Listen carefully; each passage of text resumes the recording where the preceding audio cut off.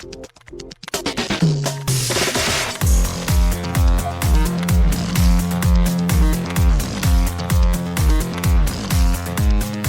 and welcome to Too Fast, Too Forever. There's all kinds of family. We chose this one. This episode 402, Life in the Fast Lane, number 45. I'm Joey Lewandowski. I'm Joe, too. Joe, this is a very big Tokyo Drift minute. We are getting to our star interview guest, Ms. Linda Boyd, in Tokyo Drift minute 11. I thought you were going to say, this is a great Tokyo Drift minute. Oh, man, sorry. The main feed people don't know what's going on They don't there. even know. Mm-mm. They don't know. Mm-mm. $1 a month, you'll find out. But here is minute 11.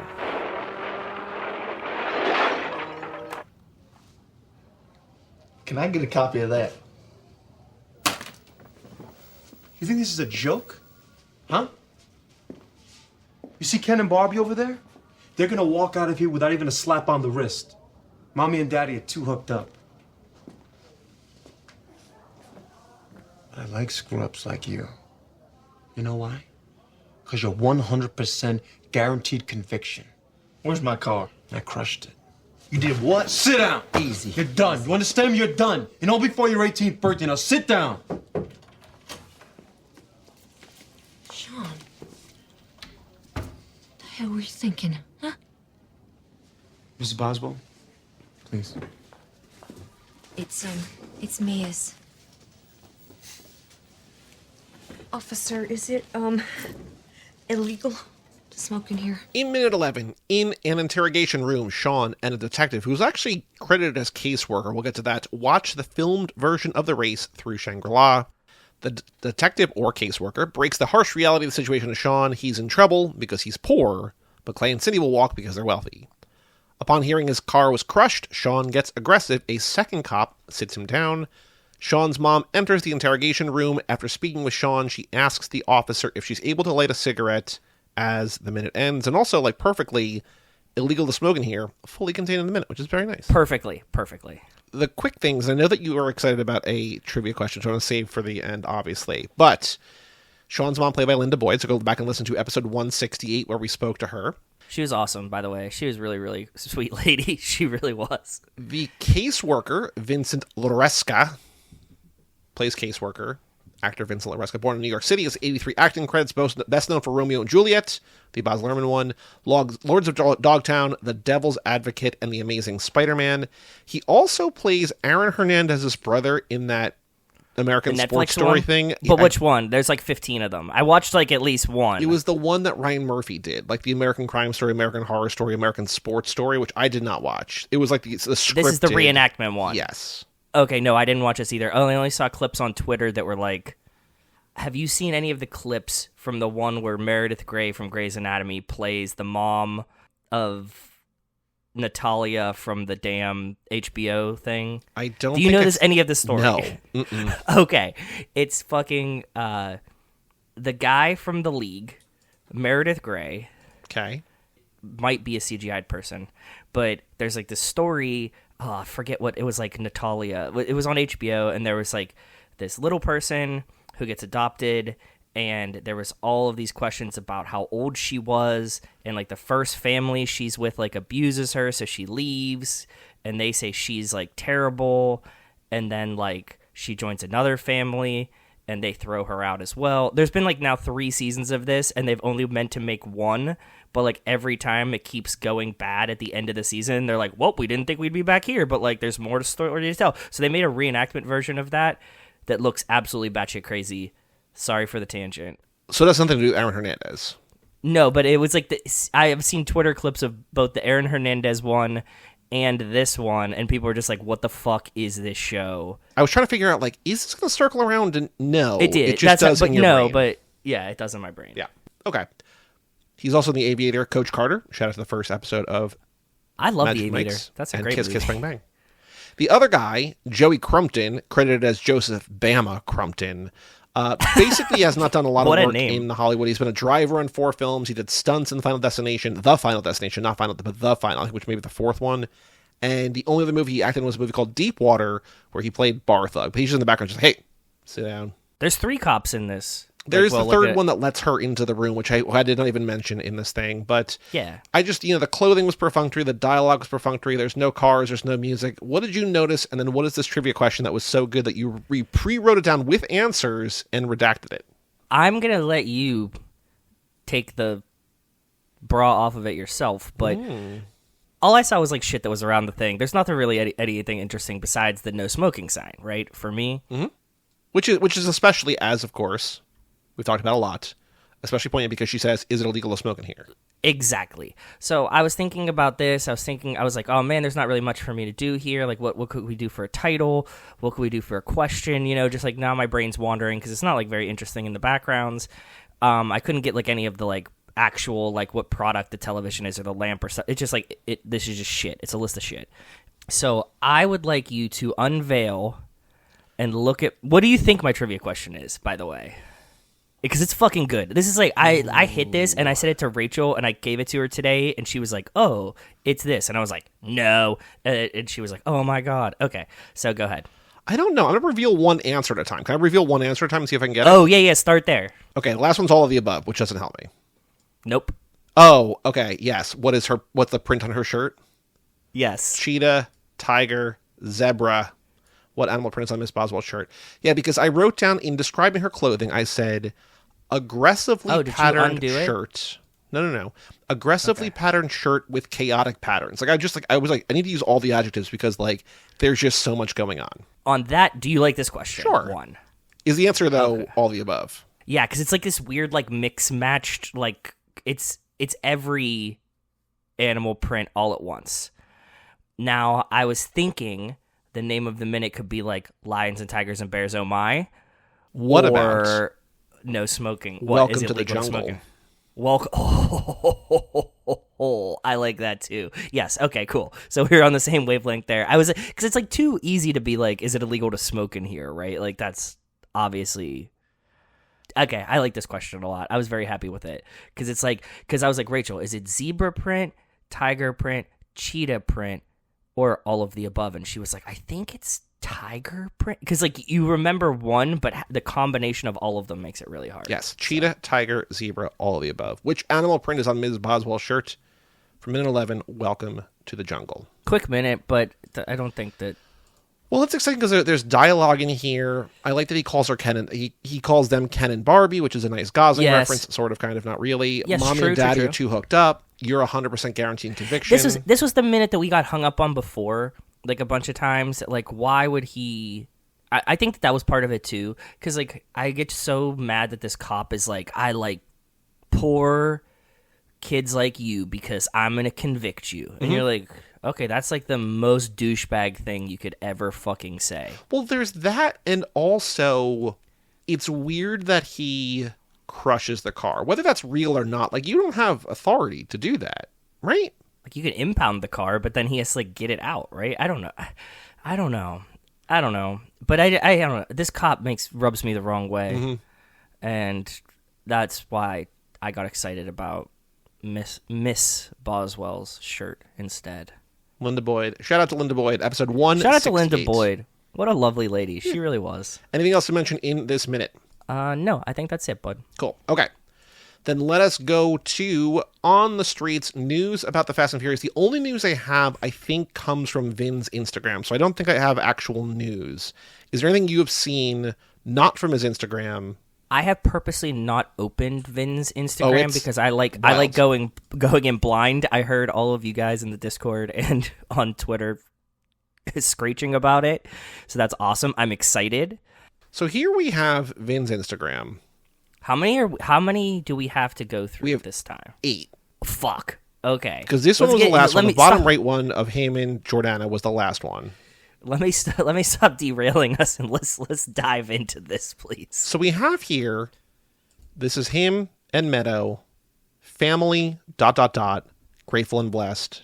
And then she comments, forever. Well, she's part of the Too Fast, Too Forever family then, because he says family, she says forever. That should be like our... Well, she was the flight attendant, right, in Hobbs and Shaw? I know. No, I was saying to us, she's part of our family. Yeah. Because he says family and she says forever. So I'm not going to like the picture, but I'm like her comment. Perfect. Thank you. She looks happy. He looks Vin. Yeah, he looks Vin. Yeah, he does. He definitely looks Vin. This was posted on March 22nd, which was 11 days ago as we're recording.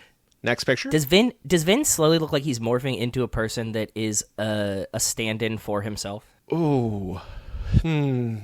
That's a Like, that's a damning indictment of aging.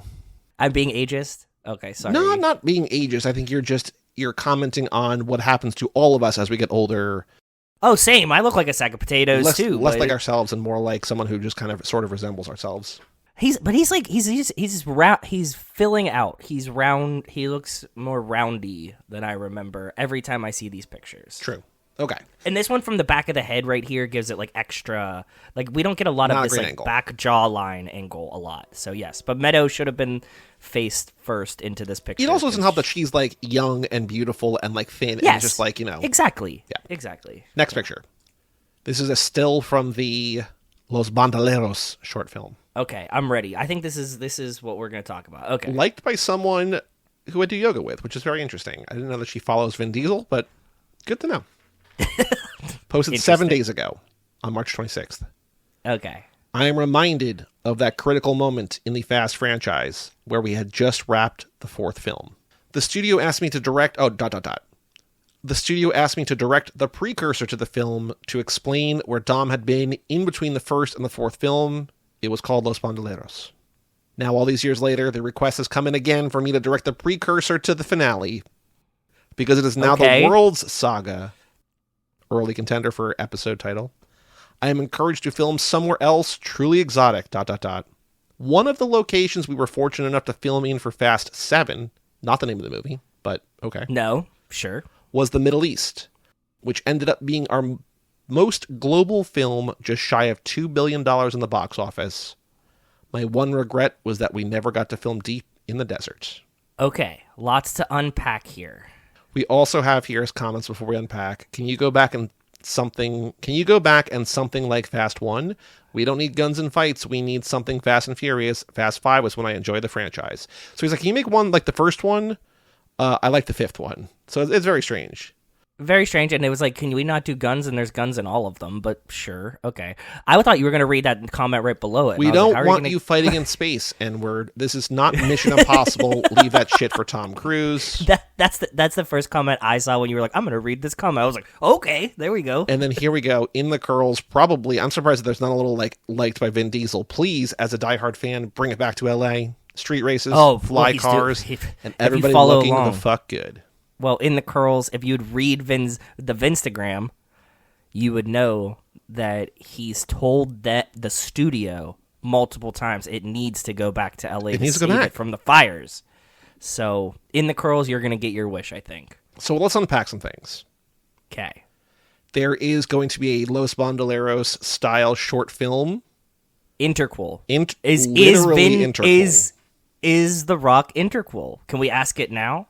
Can you imagine Vin directing The Rock? No. Or, more specifically, The Rock being directed by Vin Diesel?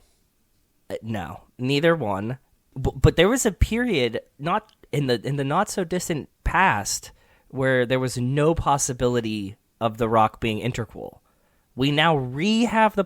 This is like when we were asking, is The Rock running for president? Like, there was like a period where it was like, definitely not. And then it was like, maybe? And it was like, definitely not. And there's like, is The Rock in Fast 10? Definitely not. Maybe? Definitely not. We're doing the same thing. Vin's listening. I'm telling you, he's listening. He just likes playing along with the game. We have him going back maybe to the Middle East, maybe to the desert.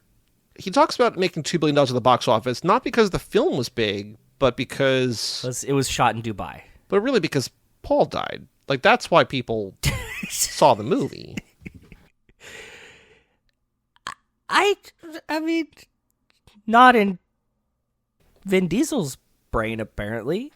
Okay, can I tell you my actual thoughts on this? Again, I'm weaving my conspiracy theory. Studio told him, we're not giving you any money to shoot in 50 fucking locations. Shoot it in LA. And he's like, I'm shooting in LA to save it from the fires because we need to. Yeah. And then they were like, turning lemons into lemonade. Yeah.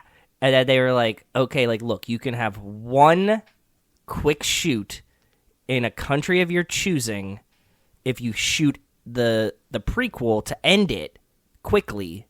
We'll let you pick wherever you want, and we'll just do a really quick short cast movie like Los Bandoleros, cheap, we'll let you shoot it, do whatever you want. And he's like, deal. And this is the post that he gets, that they've like requested him to make the interquel thing, and he's picking a really deserty location. Well, and like the desert isn't going to be expensive to shoot in. They could shoot it in fucking Monument Valley, right? Like it doesn't, like it can be Dubai. Like you could do it in California. Anyways, I'm sorry, Vin. I know you're listening. Just give us the Rock interquel and don't worry about it. I do love the phrasing, as you mentioned. The request is coming again. That's what I'm saying. This is all of it seems so postury for me. Like it's just, I already called him a lookalike of himself and said that he's. Well, no, I think he is posh. Like that's just like what being an alpha male is. You know what's really funny about this is this isn't being an alpha male. This is again fucking wrestling promo. Yeah, that's what this is. Like they didn't want me to be in SummerSlam, so I showed up anyway. And you're like, okay, yeah, sure, wrestling, huh? Cool, okay, but okay. Giant shout out to Randy Carter because he has coined this as Dos Bandoleros. Ooh, good. Okay. And I will never call it anything else, and I think that should eternally be the title for it. Randy gets all the credit, but Dos Bandoleros forever. So, yes. Do Bandolero. Do Bandolero, yes. What do you think the interquel is going to be? Will it be Hobbs? Or will it be a Dom-centric thing? Because it's going to be a Dom-centric thing about how he, like, saved Hobbs to bring him back or something. Okay, what do you think it should be, and what do you think it will be? I think it should be, like, maybe, like, a mild flashback to, like, a simpler time with him and John Cena to kind of wrap up the John Cena character. Like, you know, like an intimate brotherly, like, situation where there's not many characters, and, like, that would be fulfilling for me, I think. What it's going to be is is Dom saving Hobbs from easily being defeated by something that's way smaller than him and that only Vin can defeat. And that's how we get him back into 11. I think he's going to make him like grovel, essentially. Like, it's going to be like, oh, yeah, I couldn't have done this without you or something. I really do like the idea of a John Cena, because we've not really had a Dom, a brotherly, Jacob, tender moment. Mia thing, like a three of them. Yeah. Yeah, there you go. Yes, Mia too. That's why I said small cast. I was thinking maybe you have to include Letty. I think but she's got to be there too. But like those four, right? Like I think that would be like to get the feel of Los Bandoleros. I think that would be a nice, and like I don't know what it needs to be. It just needs to be like them and like Mia, John Cena, and them just like kind of dicking off like Los Bandoleros was. So I'm trying to think in terms of like what it needs to be or what it like really should be. We need before 11 an explanation of where Hobbs is, like how Hobbs got where Hobbs is. Yes. How Giselle is alive. Also maybe true, something yes. with Mr. Nobody, but I don't think any of that would that be... fits this, right? It does not fit I don't this. know. Like, I don't know that maybe it should, but I don't know that he's going to get... Because, like, I think Los Bandoleros worked. I mean, the franchise was a lot smaller then because it was before 4, but it was really just Vin, Michelle, sung for like a little bit and then just like locals. You know what I mean? Like it feels like almost like the Marvel thing, like a one shot where it's like just a single character, a couple characters. Yeah, that's what I'm saying. Like we get a little bit of Han, you get Letty, you get Dom. That's what give it just like the core family. No Brian, no anybody extraneous. Just I would really, really like to have a Dom, Jacob, Mia thing. Yeah, same. Throw baby B. No, not even that. Just before that, it was before that time. It doesn't need to be maybe Baby B, but like it doesn't need to be super when they're super kids, right? Because that would kind of throw you off. It would needs to be like something in the relatively close past of them just like vibing in the wherever the ocean again, like Brazil or something. Who knows? Okay, more on Dos Bandoleros as it develops. Next Instagram. Who loves you, baby? ... Kojak. Him on the subway. Eating a dum-dum. Big black jacket. Black bowler hat. Dum-dum. stunner shade kind of sunglasses situation. Him Okay. driving an old car in the rain. Aviators. Yeah. Him in a big puppy Pimp coat. Pimp coat. That's like fur. Yeah. in front of a garage door. Welcome, Playa Pauline. Okay. So the first one definitely Kojak. Yeah. This one probably Kojak. Definitely Kojak. This Probably also Kojak. not Kojak. Definitely not Kojak. This seems like his thumb slipped and he added the next most recent. Like he had like saved those 3 to post and then accidentally clicked a 4th one. Because this is just like Zoe Saldana sent him like, oh look, we're here picture, and he's like, oh cool, I'll add that too. No idea why. Does this guy look like he has a tattoo of Zoe Saldana's face on his arm? It's definitely a woman. It might be her. It looks a lot like her, to be honest. I was distracted by this Jupin WHM, who might be a person, who might be a robot. I don't know. Yo, Vin, please keep true to the theatrical experience, man. He loves the movies, Jupin. Top You know comment. that. What are you trying to say, LOL? Movie talk with Brock. What are you trying to say, bud? I don't know. Yeah. Okay. I don't know what he's trying to say here. Like, Who It's Loves You, just Baby vibes. is like the one thing I know about Kojak. He's a New York detective who says "Who loves you, baby?" Like that's just like a thing that he does. Like the dumb. That's a catchline. Yeah, Yeah, that's his thing. That's all I know. But like, what these pictures are telling, why this picture of Zoe Saldana, welcome Playa Pauline. Don't know. Don't know. Next Instagram. Okay. Have a great weekend. ... By the way, Heart Hand's done the correct way, not the Zoomer or Alpha way. The Zoomer thing is like the this or whatever, right? Yeah, they do this like Bloods and Crips type finger situation. Looks like you're making the blood sign with your Yeah. fingers like we did when we were kids, but they probably don't know about that. But then, yeah, Heart Hands, invented by us. Do it the right fucking way.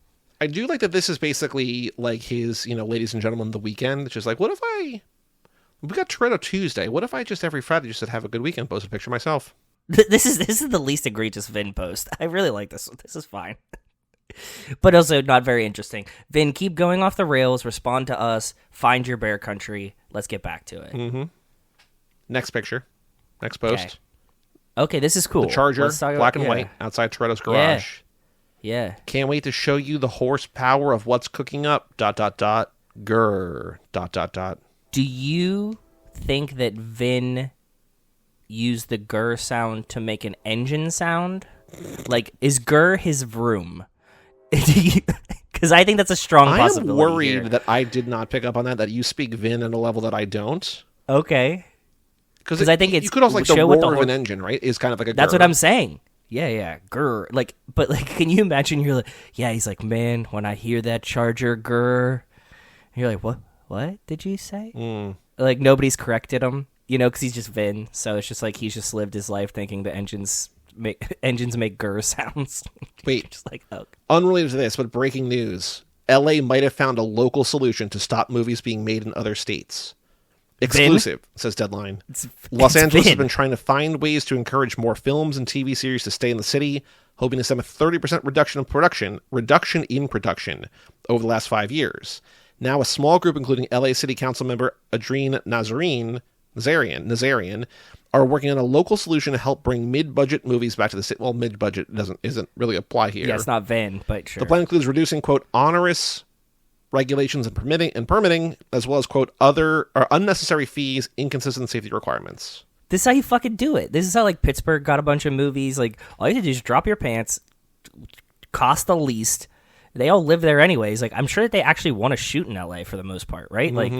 Like nobody wants to go to like spend 6 months in Iowa. Like Well, like Atlanta's big, New Jersey's becoming Yeah. big. Yeah. Canada obviously big, although maybe not Canada anymore. we're definitely not allowed in Canada. I was barely allowed in Canada to start with. This picture's cool though. Toretto's garage. It has like an old like 70s kind of print vibe. I hope that this is in the movie. It's really cool. Check inside. Tires and tubes, batteries, wiper blades, belts, oil filters, headlamps. Now, do you think that we're going to see this Toretto's garage in the film? This is like the first thing that made me think that like they might almost be shooting.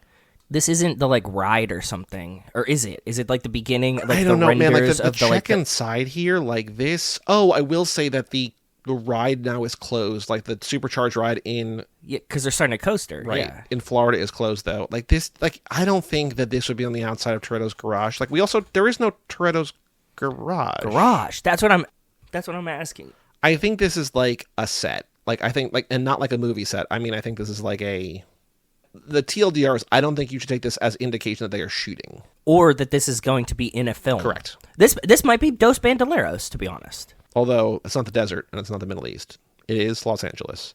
I mean, it could just go, he could pull right out to like Route 66 or something, right? Close enough.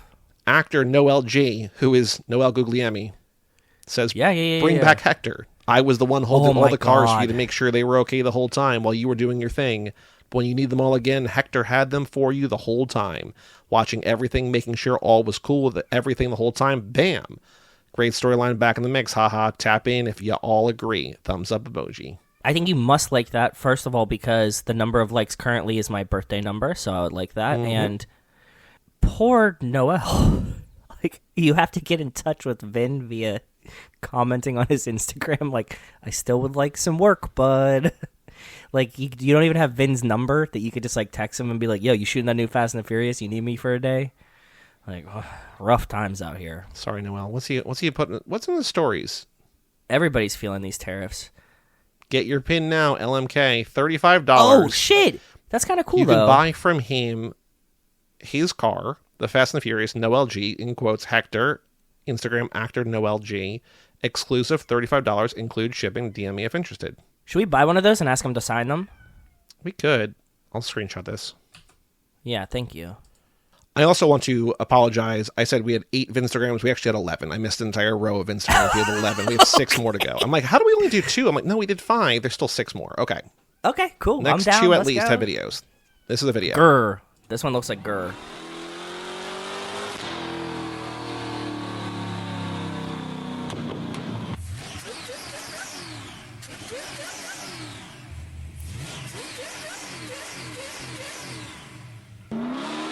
What?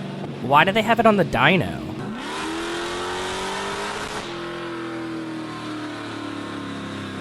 I don't know.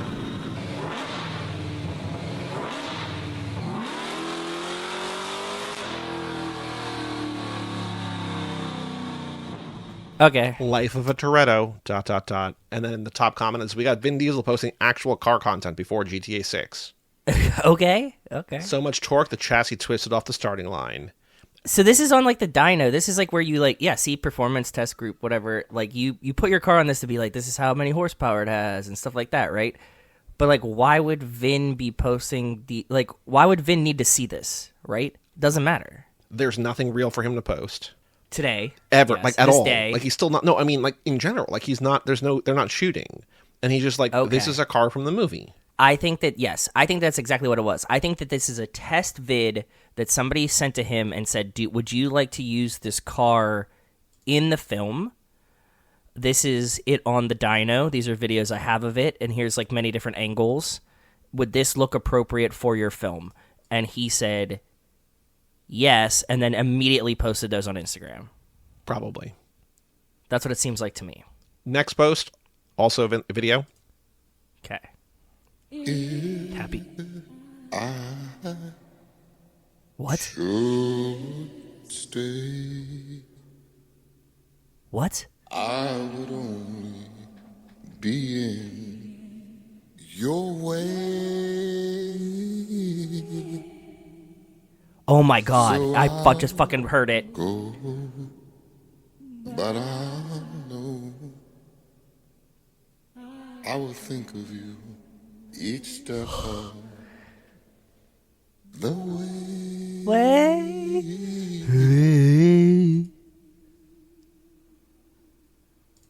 Do it. Hit it, Vin. Oh, fuck. He blue balled us. God damn it. We were right Happy there. Creative, ... What song is that? I know the song. And, Oh, is that? Yes, that's what it was to me. I Will Always Love You, Whitney Houston. Because I didn't hear it until I heard, like I heard him starting, and I just thought Vin was singing.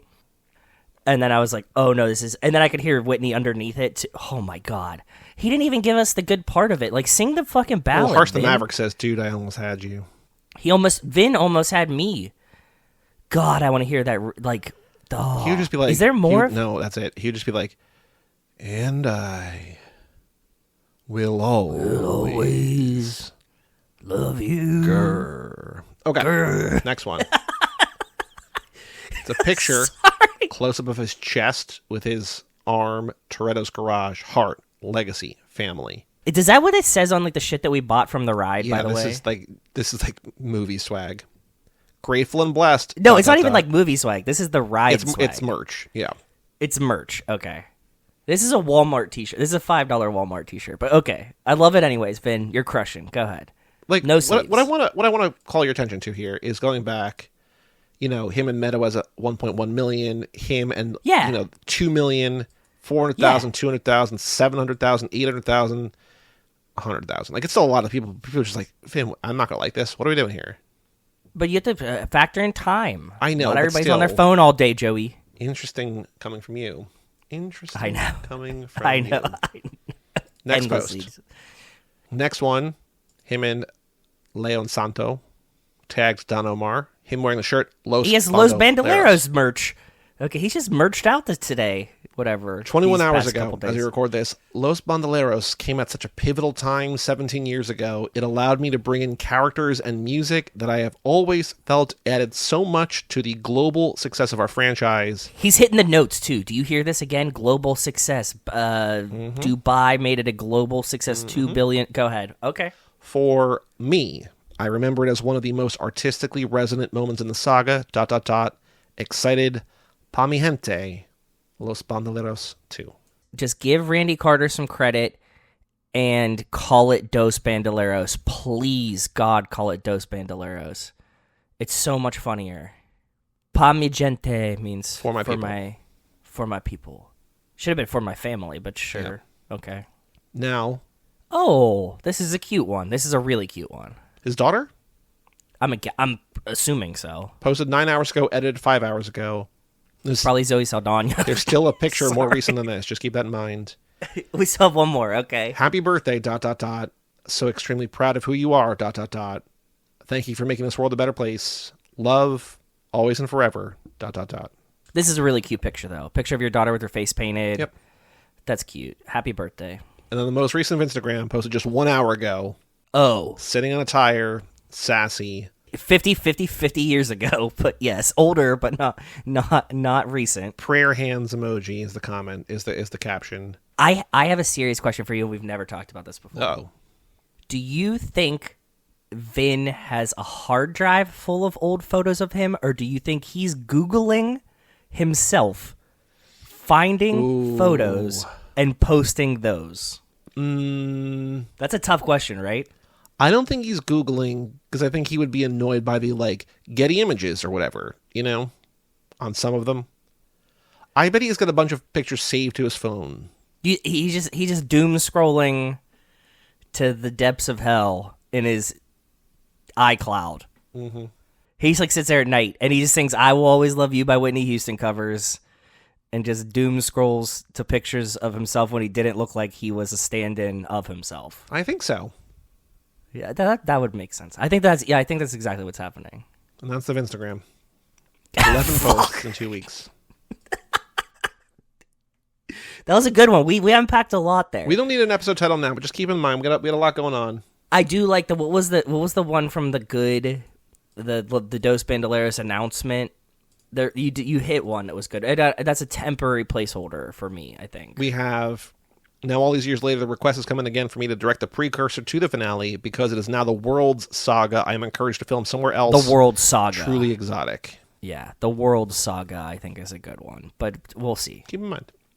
I'm a citizen of the world. This is a world's accent. This is a World Saga. All right, let us now go into Goof Troop, the Tokyo Drift Goofs. Last episode, we had Cody Brown of Studio House Designs. Glad so many people enjoyed his episode. Yeah, Cody's a good dude. I really liked him. I hope that he will come back sometime soon. We have Goofs for Tokyo Drift. We have one. There's underwhelmed. Last one, Fast and Furious 6, I thought we had some good ones. Set the bar low. Fast and Furious 6, you were whelmed. This time, you're underwhelmed. Continuity. Not a great category. There's one. Okay. In the beginning of the movie, when the baseball is thrown at Sean's car, it goes past him and lands on the passenger floorboard. In the next shot, the ball falls to the ground, with glass landing behind the rear tire, as if the ball had been thrown from inside the car, 29 up, 3 down. Okay, you just need to make it look cool for the movie. Sure, but yes, got it. I mean, Okay. that's a pretty big glaring error, but It is, but it's like, okay, like, we're just going to show the baseball on the ground? Like, we should add some glass there to, like, just make it visually appealing. but I if get the baseball's in the reasoning. car, factual errors, there are 4 that I saved. Okay, These are more some of the more interesting ones. The ones. okay. If Twinkie was a military brat, his license plate would have a Japanese symbol that looks like a Y on the left side. Military members and their families with cars in Japan are required to have Y plates. 45 up, 3 down. Oh, I really like that one. That's a good one. That's really, really cool. I do like Very cool. my favorite kind of goofs is what's becoming, and I think you might agree, are the goofs that we don't not like. It's the currency one. It's the things that we don't know are goofs because we're not local to the culture. Yes, 110%. I agree with you. Yeah. That, like, I would never have caught that. And, like, it's something that, like, if you were a local, you'd be like, oh, why did they not do this thing? Yes. Factual error number 2. Sean's father is credited as Major Boswell. When he is in naval uniform, his shoulder board clearly displays the 2 full stripes of a full lieutenant, and the collar insignia, while improperly gold, also has the 2 bars of a lieutenant. The rank of a full lieutenant in the Navy is 03. Major, 04, is used in the Marine Corps, Army, and Air Force. The naval equivalent is a lieutenant commander. Major is denoted by a gold oak leaf cluster, not twin silver bars. A lieutenant commander in the Navy also carries the gold oak leaf cluster on his collar, and the shoulder board carries 2 full strips and 1 half strip between. 18 up, 2 down. I find the military ones less interesting, and I have a strong feeling that that was written by someone that was never in the military. Probably. During Sean's first practice run in the Evo 9, a fisherman... We actually talked about this one. I read this one. Yeah. A fisherman makes the snide remark in Japanese, translated as, "You call that drifting?" The correct translation is, "Counter steer is late, huh?" 23 up, 5 down. Very cool. Yes, very, very cool. I like that one. The final one in this category, it's very unlikely for a Japanese high school student to own a car.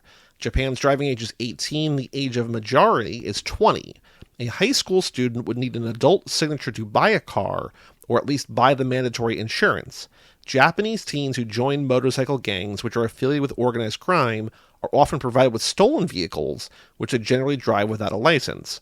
The students depicted in this movie would appear to fit the bill. However, kids in motorcycle gangs usually leave school after 9th grade, the minimum leaving age in Japan, and rarely advance to high school. 12 up, 3 down. I can explain that away with just by saying, like, Sean doesn't have a license, and it's Han's car.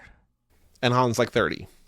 And Han's like, well, Sean is also like 30, but yes, Han is actually like 30. Also, like, Twinkie has a car, but Twinkie's also not Japanese. It's normal for Military Twinkie brat. to want to have a car, right? Yeah, exactly. Incorrectly regarded as goofs, 2 of them. Number 1. If Sean doesn't speak Japanese, he would likely not go to a regular Japanese high school.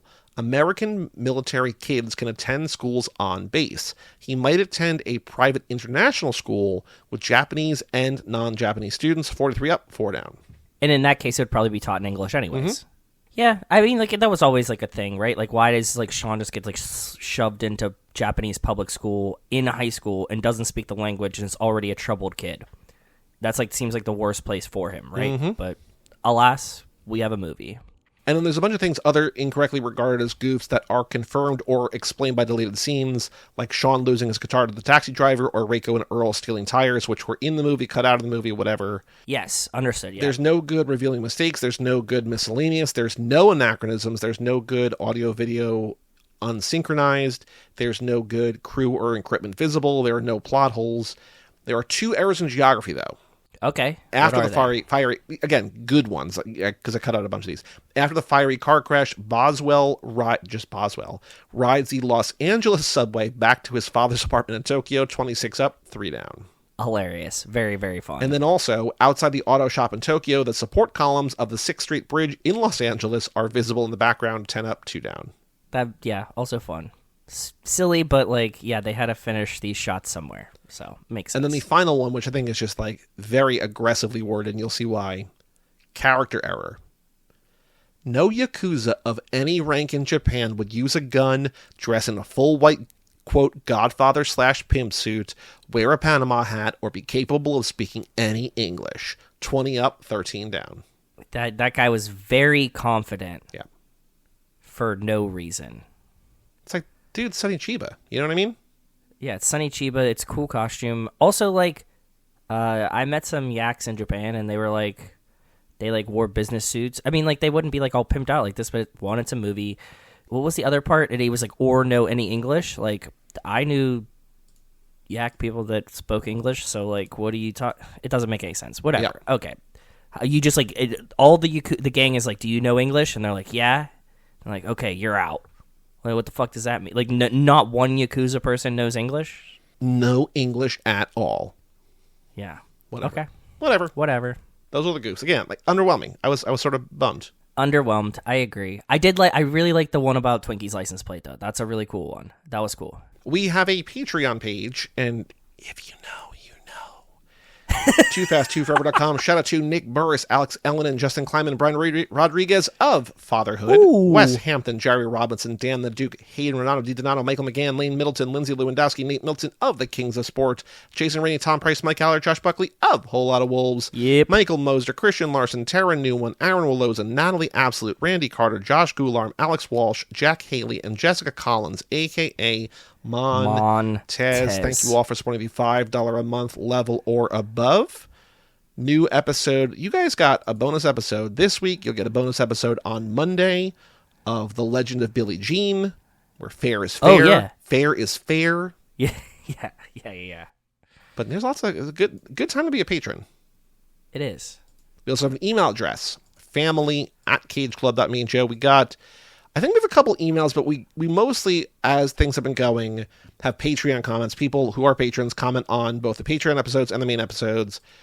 But first up, I told you this because I couldn't wait 2 weeks. This happened like the day that we recorded, or the day after we recorded the last Fastlane.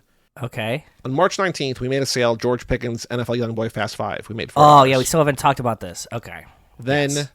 less than 3 hours later, from TeePublic, end of an era. Your design has been removed from TeePublic.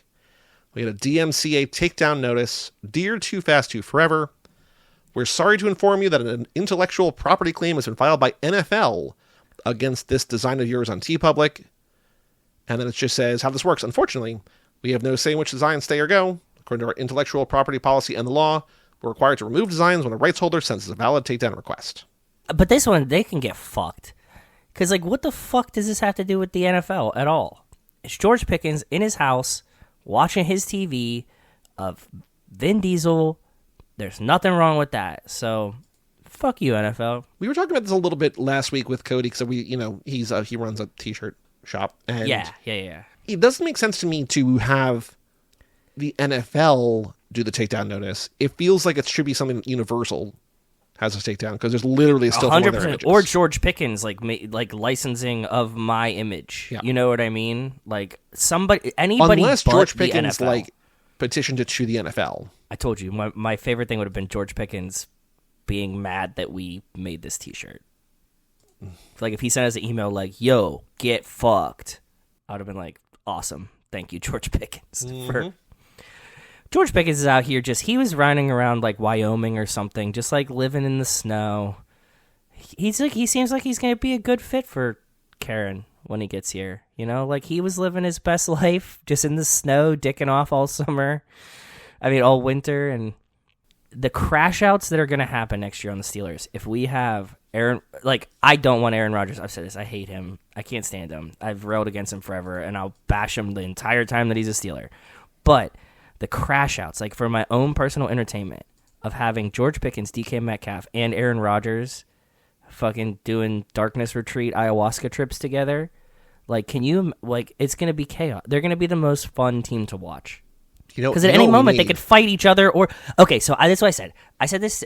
I said this to my coworker, who also is a Steelers fan. I said, I really want George Pickens, DK Metcalf, and Aaron Rodgers to all be on the same team, because there is a chance that any one of them will call the other one a slur, and that will start a fight between them. I cannot imagine, like, the only person greater than this is, like, the sum of them together make one Antonio Brown, I think. What I really want, although I don't think we're going to get because they just were on there, we need a Hard Knocks.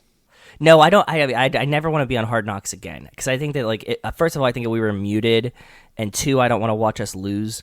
But I would really enjoy a DK Metcalf, George Pickens, Aaron Rodgers, Hard Knocks. If it wasn't my team, like if they all like whenever this season's over, we send them all to the Jets.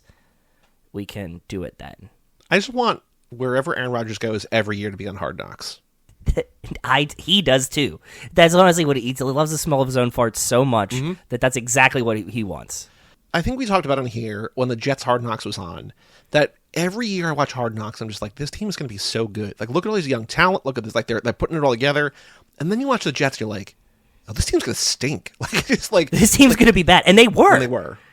Yeah, I mean, granted, Karen did die 4 plays into the season or whatever, but I don't think that really fucking made a difference. They were bad. Yeah. Randy Carter comments on our post, The Mayan Queen and Scarlet. If you guys make your way out to LA, you've got to get in touch. First round of Coronas is on me. I would love to.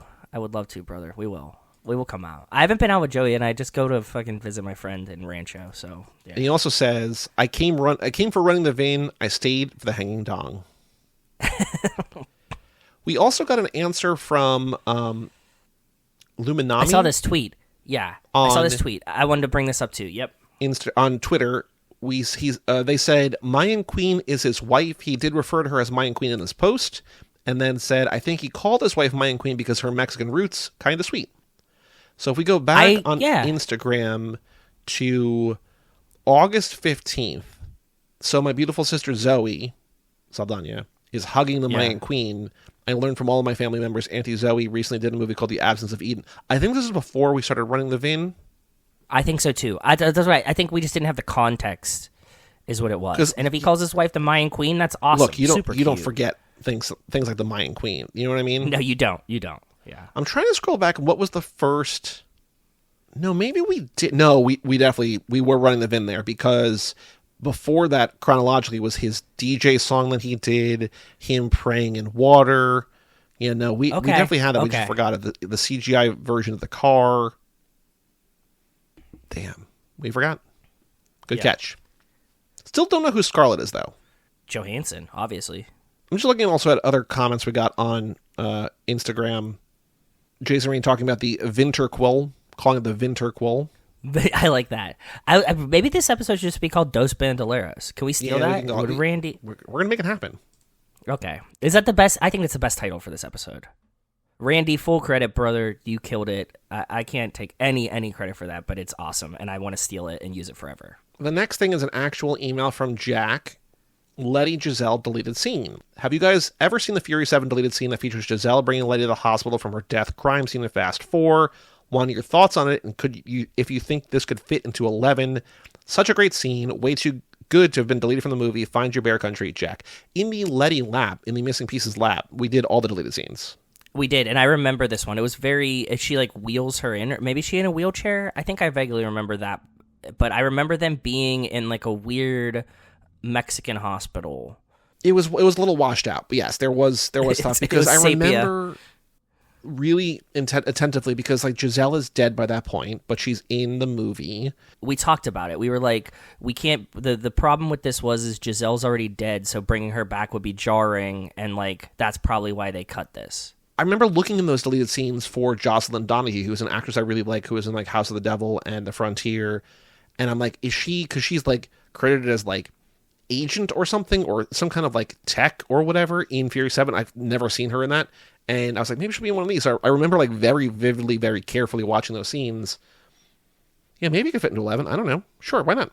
I think it could. It could fit into Dos Bandoleros. To be honest, that would be a cool spot for it. Something like that. Okay. Next email, a comment from Jerry. This is on the episode Gran Turismo, bonus episode, Patreon, Behind the Paywall. Ileana and I dubbed it our best movie of 2023. I felt like a kid again with the games. My 2002 Toyota Supra Twin Turbo was my Mona Lisa. That's awesome. You heard me. I logged so many hours on Gran Turismo. I'm more surprised that Liliana liked it too. But I'll often find it strange that Rachel will watch like car movies and enjoy them, like Ford versus Ferrari or Ferrari. Like she'll always be like, I don't really care about that, and then she'll watch it and she'll be like, that was cool. That was a pretty good movie. I'm like, yeah, because it's like not all car. You know what I mean? So, cool. Glad you guys enjoyed it. We like that. I like that movie a lot. Also on the same episode, Gran Turismo, from Aaron Willozen, the GT memories were flowing watching this movie. So many hours spent on GT, GT2, and GT3. Gran Turismo 3 was like the PlayStation 2 one. That's the one that I logged the most. Like, that's the one. 1 and 2, I definitely played on PlayStation, but then when PlayStation 2 came out and you had Gran Turismo 3, oh, yes. Oh. Now, an email from Alex Walsh. Subject line, a request, not a lap recap. Okay. Hi, guys. I'm rapidly approaching the end of lap 14, which means I'm about to hit the Randy Cut episode. Is the file for this hosted anywhere? It's on the Patreon, the Discord. If you want to join the Discord, we can get it there. I would love to watch it, even though it will probably take me a couple weeks and slow down my progress toward, in real time, a sacrifice I'm willing to make, Alex. Well, Alex, I will send you the things right now, but it's also on the Discord. If you want to join the Discord.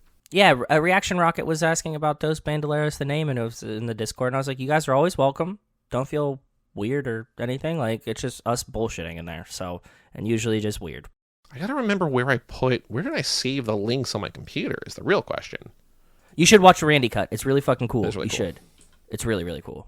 Email from Aaron. This is his patron pick. I don't know this movie. I sometimes say these behind the paywall, sometimes just read it here, but we're not going to record into one for a couple more weeks or whatever. So, hey Joseph, have you guys done 2011's Born to Race yet? Thank you, Aaron. We have not. I don't know the movie. Do you know Born to Race?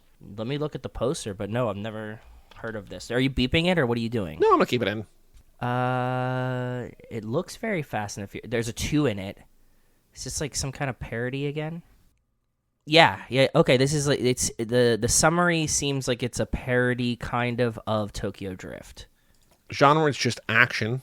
Who's that woman in it? It kind of looks like Topanga, but it's not. Nicole Badon? Yeah, it's not. She was in a movie called Desiree, which I've seen. I don't know. Was this also known Dermaphoria? When did I watch this movie? Oh, Born to Race is a story of Danny Kruger. Okay. I'm stopping there, but just his name is Danny Kruger. Like Freddy Krueger? Yes, exactly. Okay. No, we've never seen this. Aaron, we have not seen it. We will do it. We will do it. You're on the list, bud. Comment from Chico Lopez 8722 on 2-Lane Blacktop. Sounds like a couple of nerds.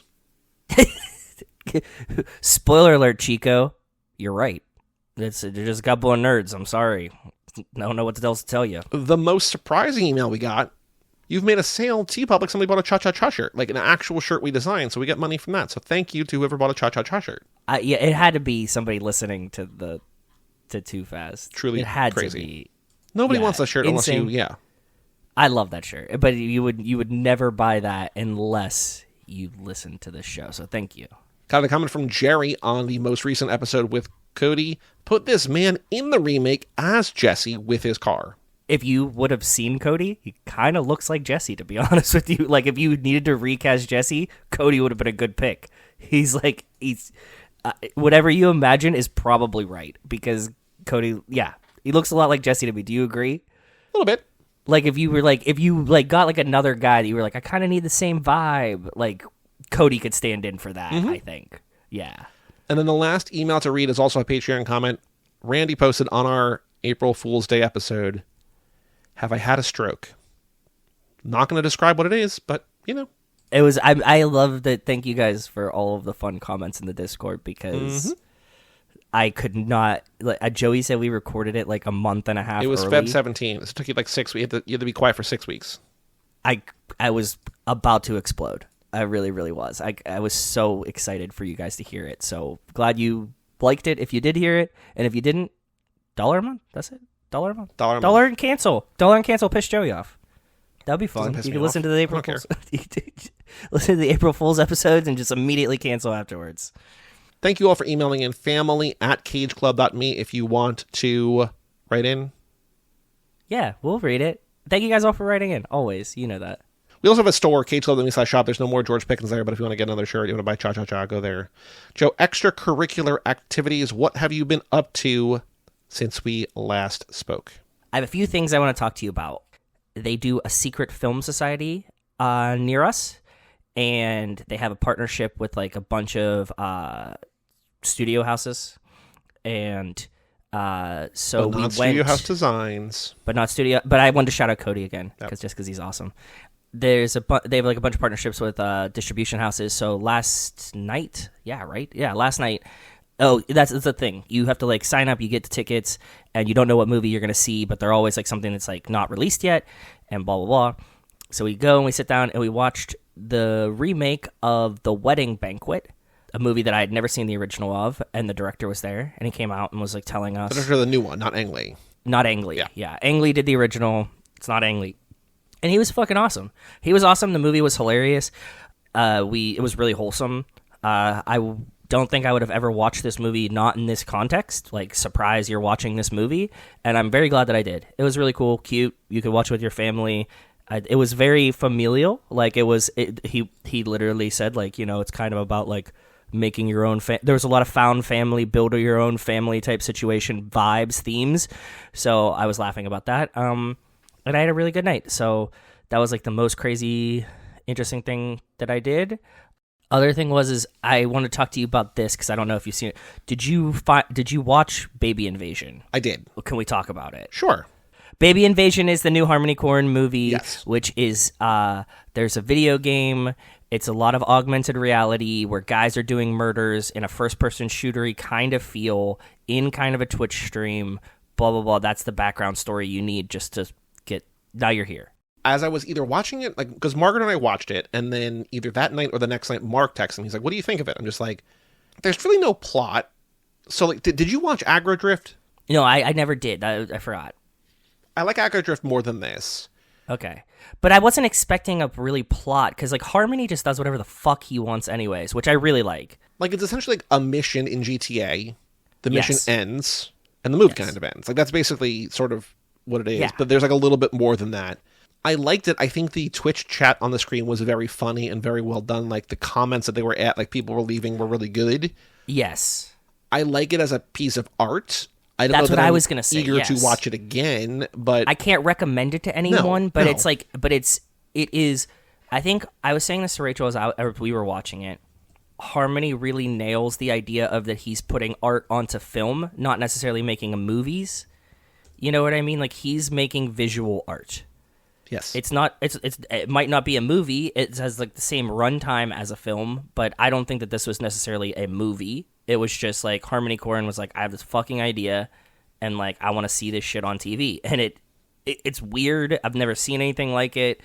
Again, I don't know if I'm going to rewatch it, but it was weird and strange and interesting. But you enjoyed it, but wouldn't recommend it. Or you enjoyed watching it. I enjoyed watching it. I said that I can't recommend this to everyone. Like I have to know that you like weird. Like, I did recommend it to my coworker because he watches a lot of these weird films. Like, we talk about Zardoz and things like that. Like, these are the ones that I'm like, you need to watch this. And I was like, you should watch Baby Invasion. And he was like, oh my god, this trailer looks sick. What the fuck is this? I'm in. And I was like, yep, I knew you would like it. But like, if I was like talking to my friends and I like when I watch it and I talk to my group chat, I was like, I don't recommend this to anyone, but like, I'm watching this movie, It's a and thing that here's a exists. picture of Yep. here's a picture of what the screen looks like right now. And Matt goes, "Are you watching a stream of the movie, or are you watching the movie?" I go, "Yep." I wonder if when you watch Aggro Drift, if you will like it more, because I feel like it's very similar. It's more stylized than this. But I wonder if I like this less because I'd already seen Aggro Drift, because it feels like okay. in conversation with or whatever. Like, they're both Okay. similar, like video game-esque. Which also Yeah. combined with like Grand Theft Hamlet is like, it's like kind of a interesting time to watch like video game movies. It kind of is. Yeah, I think so too. So, what else have you been up to? Do Watching The White Lotus finishes this weekend. you want to? Okay, so do you want to talk about The White Lotus? And you want to talk about Severance? I do. Okay, I so mean, we're gonna put spoiler. Well, text we here. should wait till The White Lotus finishes. We can talk about White Lotus when it's done. Well, I 'cause also there's no don't ending know. yet. So I'm not gonna spoil White Lotus. There's one episode left as we record this. Yeah, I've never loved The White Lotus. I like it. I know think you it's don't. fine. Yeah, I know you don't. I think I realized this week in catching up why I don't love it. I want to hear this. Okay. Because I think it is designed for people who love reality TV. I think Really? it is. Why? I think because I think it's like artificially heightened drama, beautiful people, beautiful locale, mystery, drama, conflict, but not storytelling. Every season starts with someone dead. Yeah, You don't know it's who's Clue. dead, and you don't know who killed them. And by Yeah. then you kind of figure it out. And like along the way, you're like, it could be everybody. But like the big thing, and this is not necessarily a spoiler for any episode, like it's like the season long arc, but like the Jason Isaacs family thing where he is like a money launderer like that's at the heart of this season. I'm like, I don't give a shit about any of these characters. Like I kind of like the daughter's like Buddhist thing a little bit. No, but that's I don't know if that's what the point, like, I don't think that you enjoy about White Lotus is, like, White Lotus, much like when we were talking about when you were watching Seinfeld, everybody is a shitbag. Yeah, but they're not funny, though. I think that they're funny. I'm also bummed because, like, Mike White, who made the show, made Enlightened, which I thought was incredible. Yes. And it was 2 seasons Yes. long with Laura Dern. I thought that was Yes. great. Yeah. And this is just like Margaret's like, I want to watch White Lotus. I'm like, okay, go. I'm not gonna, like, she wants to watch Severance too. I'm like, I'll rewatch Severance with you, but I'm not gonna, like, I don't need to be in the room while you watch White Lotus. Like, that's not a show that I like. It is, to me, beautiful people. Like, it's all beautiful women and ripped dudes. Beautiful places, settings are great. Yeah. And, you know, I liked last year in season 2 the Italian hookers. Like, I thought they were very fun. Like, they were fun and funny and, like, Did you not grow up around, like, some of your friends being, like, really rich and, like, their moms and shit? Because, like, that's the part that I, like, really enjoy about it, is that, like, they nail the, like, waspy rich cattiness and, like, the play of, like, just rich people that are bored so well. That's what I really like about the White Lotus. yeah, I mean, like, I get that they're doing a thing right. It's just not a thing that I enjoy. That's what I'm saying. So you don't, like, I find it really funny when you have, like, a bunch of rich ladies being catty to each other, because it just feels very real. That's what is the funniest part about it to me. I'm always most interested in, like, the worker stories as opposed to the vacationers. So, yes, like, I yes. like Lisa from Blackpink, like her relationship with the security guard who's kind of a bumbling idiot. Like, I like that because I'm like, I don't really know where this is going other than, like, she might motivate him to kill. Like, you know what I mean? Like, there might be something there. Like, he's trying to prove to her that, like, he's a tough dude or whatever to, like, win her because, like, she's beautiful. Like, why would you not kill a dude to, like, fall in love with Lisa from Blackpink? Like, I don't know. Yeah. But Yeah. like, I like those sorts of things. I think that's also, like, why I like the prostitutes in the second one. Like, you know, it's just The side characters are good, yeah. the vacationers. I'm like, I don't like any of you. Like the people, like the locals or whatever. I'm just like, although the Valentine stuff, I'm just like, well, he's a scumbag. You know what I mean? Like all that stuff. Everybody's a shitbag, yes. So And everybody's climbing over everybody to get to the people with money who are also shitbags, which I really enjoy. Okay, cool. That's fine. You But know, are like, you you don't have to enjoying like this it. season overall? And how's it compare to the first two? I really, really like it. I really like Parker Posey's character so much, which I know everybody's going to like Parker Posey's character. She's impossible to not like. I've been telling my mom that, like, I envision her as her final form, that if my mom was, like, left to her own devices, she would have just been Parker Posey. Parker Posey's just on vacation, high and drunk all the time. Connect the dots. But that's I think that's exactly where we would have wound up.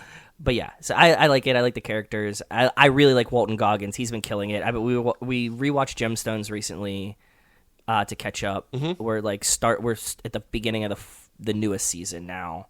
What about Severance? What did you think? So Severance is a show that I am looking forward to rewatching when Margaret watches it for the first time, because I feel like it is, like we were talking about, a mystery show in a way that there are very few mystery shows. Yes. So season 2 was about Mark saving Gemma, right? Yes. Yeah. And it seems like season 3 might be like Gemma trying to save Mark. Yes. My issue I have with the season is not at all with the show, is that in the first season, I was talking to friends about it, like, episode by episode, and, like, I think even, like, Bob and I, like, you know, from our own houses, like, watched the show at the same time and, like, texted, like, throughout, and, like, we were, like, really into it. And, like, well, was it like COVID time still? It was, because it was 3 years ago, so yeah, it was probably January of 22 or something, but, like... So, like, just about to end, or just ended, whatever, yeah. Because I was talking to my other friends who watched the first season, and they're just like, it's too, like, I don't want, like, a thinky show. Like, my brain hurts all the time now. Like, they're like, the world is so, like... I don't think this is super thinky. This isn't like super bogged down. There's a lot of plot, there's a lot of twists, there's a lot of characters. Like, you need to pay attention in a way that, like, You a need lot to of pay other attention. shows you don't. And I think that people... Well, this is funny because, like, I save all of my brain power for, like, a Severance show, but then everything else that I watch is, like, whatever reality trash is on, right? Like, 90 Day. We watched Temptation Island. We finished that season in a fucking day. I have a lot of shows that I watch that are just noise and I don't pay attention to, but I do look forward to, like, 1 or 2 that I'm like, oh, this, I can devote focus to this and I will follow this. But not everything I watch. I watch both sides. Like, nothing in between, and there's never, like, I'm never, like, oh, consuming a ton of, like, prestige television. I'm never consuming a ton of prestige television. It's Well, I think always it's also hard. Like if you're only watching prestige, then you're like I'm locked in all the time. But now it's just like if you're watching like mostly trash, and like unless you're doing what you're doing, where you're saving brain power for the one thing, it's just like, well, none of the other things I need to pay attention to. Like, why would I pay attention to this? You know what I mean? I do that. I do that sometimes. Like I'll get like bogged down in a show, but like if I like it and like the premise and stuff, then I'm like, nope, I'll lock in. We'll watch it, and I'm good. But you love the second season? I liked it a lot. I really, really did. I just like that. Did you? Okay, so now that you're done and you've seen it, did you hear? And everybody that is listening and has seen it should have seen this. Did you see the video of the guy being like, "This is the Severance theme song. I love this." Did you see this video? No. Okay, I must send it to you. I don't know what the video is, but if I saw the guy, he's like on the couch and he's like, "Man, Severance, my favorite show is coming on. I love this theme song." Is it on Twitter or where is it? I think we were watching it on Twitter. Yes, I've seen it on Twitter. It's Spire Whale saying, "Hey, Ben Stiller, I made this for you," at Spire Whale. This is one of my favorite things that came out of this season of Severance, and it's not a spoiler, to be honest. Dude, I love the theme song for this one. Severance starts now.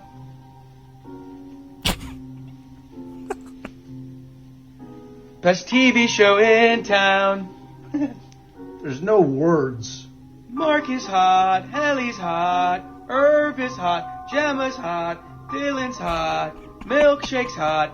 They're all really hot. Mark Espy having sex all the time with not his wife, but it's fine, not a crime. We love the guy.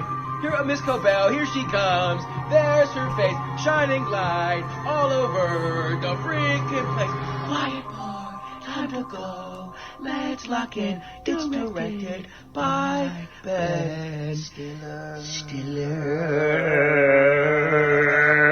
Yes. Doesn't even say Ben Stiller. You don't even know he directed this one. Every episode we watched would start just with like, Mark is hot, Gemma's hot, Helly's hot, Irv is hot. That was good, but then do you remember like Pusha T did an actual rap over the Succession theme? No. It's so good. But I mean, Pusha's on another level. I know, but like, look, it was funny, but all I'm thinking is just like, but like an actual musician, like again, very different means, Pusha different is ends, like, whatever. Just like I have a huge love for Pusha. Yeah, you know that. yeah, this. So, I mean, just listen, like it's great. Yeah, So yeah. we didn't really like super spoil. I like that you finally, you know what the goats are doing. You know what actually is going on with Gemma. You know what's actually like what the macro data refinement is actually doing. Like I wonder what other mysteries there will be to solve in season 3, because like a lot of like the kind of, hey, that's weird in season 1 is kind of like sort of answered here. Kind of, but at the same time, it's like, how you imagine your fucking innie is like just practicing for marching band all day? Like, what the fuck is that about? There was a thing on Polygon comparing it to Lost and about how like Yes. Lost is flying by the seat of their pants, but like Severance like has a plan, and like Lost is just like in the 4th episode, it's like, there's a polar bear here. It's like, oh, okay, that's weird. And like eventually you kind of figure that out. But there's also like in episode 6, like Walt is like reading a comic book that is predicting everything they're doing, and then his dad just burns the comic book, and that comic book is never mentioned again. It's just like, what the fuck? So I feel like the goats is kind of like the polar bear, just like, is this gonna pay off? It's like, well, yeah, it does. Yeah, that's the thing. That's what it is. There is a lot of payoff. At the same time, though, when I was reading the article that you just mentioned, like I love Severance. I think it is prestige television, but somebody quote tweeted something. It was like all of this like deduction about Severance and like what things could mean before like the final episode comes out. And somebody just quote tweeted and goes, "This is why we need teen dramas again, because you guys should be on like what is it? Like Pinterest or something, talking about teen dramas. Why are there teens that are like hyper analyzing Severance right now? There's people like trying to like Lost unmask it type situation, Yes. and you're like, no, just go along for the ride. I think I said this when my friend was like, I think this is gonna happen. I was like, dude, as I'm watching this, I do not think about what's gonna happen at all. But there's a version of that where it is like what you said, you rewatched like or watched like the season 1 recap, like what you need to remember about Severance season 1 or Well, whatever. that's just like these are the high points Yep. of a 5-minute. These are the high points of the season, like an entire season, just to like speed crunch, like so I don't have to rewatch the whole season. Yes, I do like those, but I don't like the like, what is the next one gonna be? Look at the walls. Like, I don't give a shit, dude. Here's my theories about season 3 of Severance. As we, deconstruct Vin's Instagram and break down these movies minute by minute, exactly. Who the fuck wants to hear that? Anything else you've done? Anything else you want to talk about in the last 2 weeks? No, sorry, that was it. Sorry, and I'm glad we got some of our co-opted media together. Yes. Cool. You did do a thing that we did not talk about. We both separately saw Spring Breakers in theaters in IMAX. Oh, yes. Awesome experience. Again, I'm a big Harmony fan, so Spring Breakers. Did you love Spring Breakers in IMAX? Of course, yes. Did I tell you that, when we sat down, these fucking kids were behind us? We were, in an empty-ass theater. First of all, I walk in. 2 people were in our seats. Reserved seating. Yep. Empty-ass theater. Yep. People were in our seats. Yep. I was like, you guys need to move the fuck down. And they were like, okay, cool. And so they did. Mm-hmm. And then behind us, there's 2 kids that are talking, the whole previews and stuff. I'm like, okay. And then, it goes into, the first thing, and they're still talking at normal volume. I turn around, I was like, shush! And they're like, okay. When I saw Magazine Dreams with Bob, which is the Jonathan Majors movie that got pulled after he was found out to be an abusive piece of shit, and they re-released it. We get to a theater, and the theater's empty except for me and Bob, who walk in as the trailer's going, and a couple. The couple's just talking full volume through the trailers. I'm just like, okay, fine, that's and then fine. The trailers end, and sort of the movie theater pre-roll kind of stuff starts going. They're still talking full volume, and Bob just looks over and he goes, uh-oh. And then the movie starts, and the guy turns just man, the trailer for this looks so good. I can't wait for this movie. This movie's going to be so good. I'm so excited for this. And I'm just like, okay. And then, they keep talking through the first, because the first scene in that movie is, Jonathan Majors, flexing in a mirror. Sure, yeah. And so there's no dialogue, and they're just, talking. And I'm like, hey, can you guys not talk through the movie? And, they look, or they turn around, or the guy turns around and stares and looks forward. And the girl's just like, we were just about to stop. And then he didn't talk. But I was like, no, you Good, weren't. okay. Yeah, no, you weren't. You were just going to sit here and fucking talk because you fuckers don't know how to act in public anymore. God damn it, shut the fuck up. Don't put your phone on. Don't put it on full blast. Fucking brightness all the way up. Apple Watch brightness all the way up. Shut the fuck up. Don't come to a theater. Bob's defensive. Not that he was defending him, because he was like he said, uh-oh, which of maybe course, I was exactly. Anyway, but he's just I think people think when there's no dialogue on screen, they're allowed you can to talk. But it's really, not true. The movie is silent for a reason. Yes. Shut the fuck up. Also, I think that theaters are dying and these people aren't helping. So if you start booting these people, you know what? I need an executive order that says that talking in movie theaters will get you thrown out. Possibly the country, but at least the movie theater. Well, we got a guy who'll do that now. Just get you out of the country for the minimalist offense. Those people. Mm-hmm. That's the people that I want thrown out of here. They're not Americans. If you talk during the movie, shut the fuck up. Yep. Unless it's a scary movie and it's opening night and you're seeing it in a crowded theater, in which case commentary is not welcomed but allowed. There's a level of excitement, but there's yes. Magazine Dreams, a movie that was canned 2 years ago that nobody is seeing.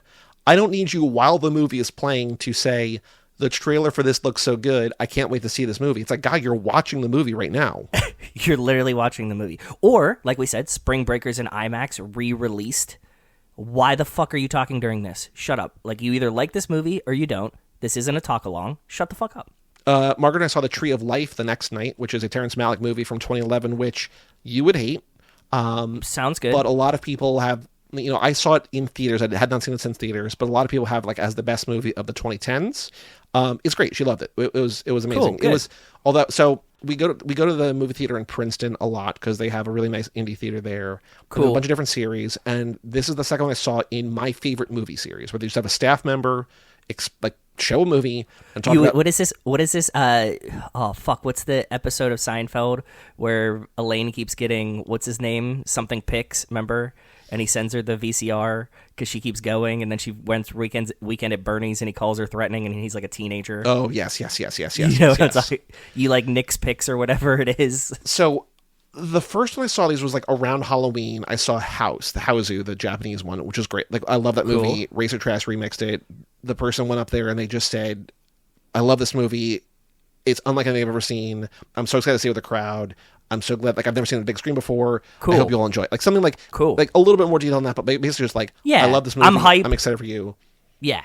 This fucking nerd gets up there and reads like 3 pages, like spoiling the movie somewhat and like explaining the themes of the movie. And Margaret had never seen it. The people behind us had not seen it. The people behind us were just like, I don't want to know all this. And the guy just like droning on. I'm just like, guy, shut up.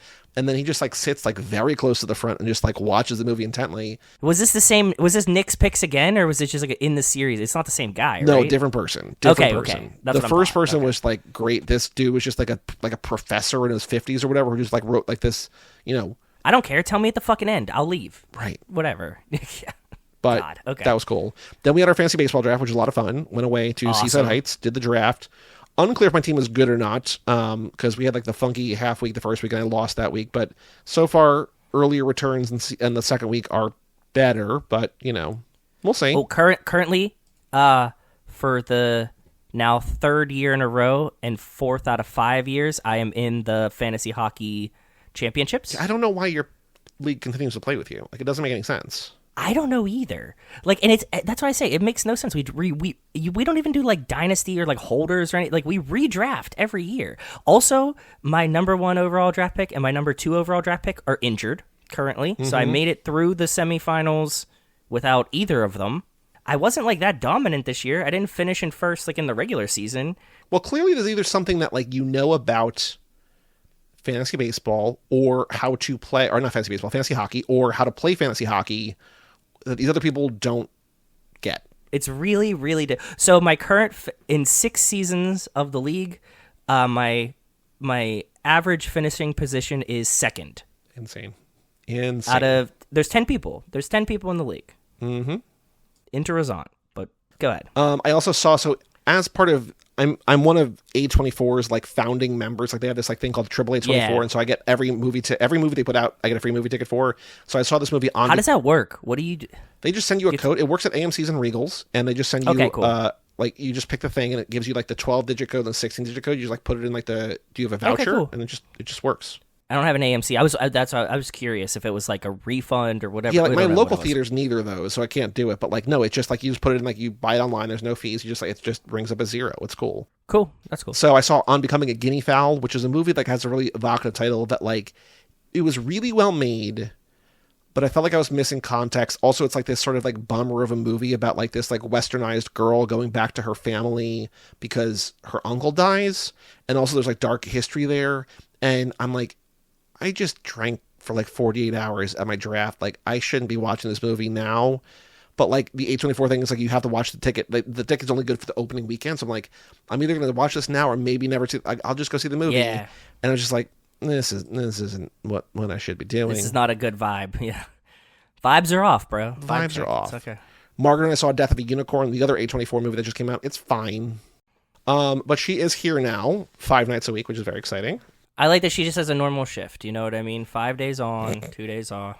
Let's get nights and weekends. Sure. It's joint custody. Yeah, that's what I mean. Yeah, exactly. We got our wedding bands. We went to New York. Oh, We fun. have the wedding Cool. bands. We have those in-house. Cool. We also went to a bookstore, and we did a flea market, which was fine. We got tacos, which was good. And I think there was another thing that we went to. Oh, we went to this like art. She found this thing on Instagram that was like this, like local artist, like had stalls, like vendor kiosk things, whatever, this like exhibit space. And we saw like all these people like carrying prints out. We're like, oh, that's cool. Like little kids like carrying prints or whatever. And we go in there and like every print is like one of 40, $600. And I'm just like, what? Like some of it's cool. Like I really like some of the art, but like I don't have like this $600 I like this prints? thing. Margaret's like, I knew like this kind of looks like a Harmony. Like it's like 3 Oh, of the yeah. like Very palm cool. tree, like, $600? neon. Fuck no. This I'm one, no, good. this one was $1,100, or if you want to frame it, it was Oh. $1,200. Nice. Well, yeah, well, you get the discount. So I took a picture of it, and that was free. So you know what I mean? Like everything's expensive now. Well, they're fixing it. They're fixing it tonight. They fixed it tonight. What's The tonight? economy's fixed. Oh. They released the tariffs. It's Liberation Day? Is that today? It's Liberation Day. Sweet. Yeah, it happened at 4 p.m. after the market closed, so that it would, not affect anything. Hell yeah. Or so it would liberate us. Sorry. I think that's basically it. We did, Mike and I did another episode of Elvis. If you want to hear us talk about the movie Speedway, which is fine. So many of Elvis's movies like could be covered on the show. Like that's like a NASCAR movie. Oh, weird. Okay. Like, he's a driver in like 3 or 4 movies. Weird. Okay. I mean, race car drivers are cool. Yeah. So, you know, It's F1 season, baby. theoretically, at some point, we might cover an Elvis movie on here. Like, there's some good ones, there's some bad ones, but like, Speed, I'm just like, oh, okay. Like, I mentioned Too Fast on like because like it's just like when I'm in podcast mode, I'm just like watch car movies a lot, whatever. But like I referenced, like there's a thing where Elvis and his manager in the movie are both like calling dibs on a girl. And I'm like, this is like, you know, Roman and Tej with Ramsey, but then like a character in the movie is like literally like, you guys are gross. And here, Elvis and his manager just like, I call dibs, and the movie's like, you boys. Well, it's Liberation Day. We're back to that too. Hell yeah. we can just call dibs on women as property. Anything else you want to say in this episode? No, all my snarky comments were saved for the end, so I got them out of my system. Like I mentioned earlier, our patrons get a bonus episode of The Legend of Billie Jean. Our next episode for everyone on the main feed is Timeline from 2003, starring Paul Walker. But The Legend of Billie Jean, very fun bonus episode on the Patreon recently, if you want to check that out. TooFastTooForever.com. But for all things Too Fast, Too Forever, go to cageclub.me, facebook.com/TooFastTooForever, or at TooFastTooForever on most of the internet. Email us, family@cageclub.me. Check out our Patreon page at TooFastTooForever.com and our store at cageclub.me/shop. And come back next week for Timeline from 2003. I'm Joey Lewandowski. I'm Joe, too. And we will tell you all about it when we see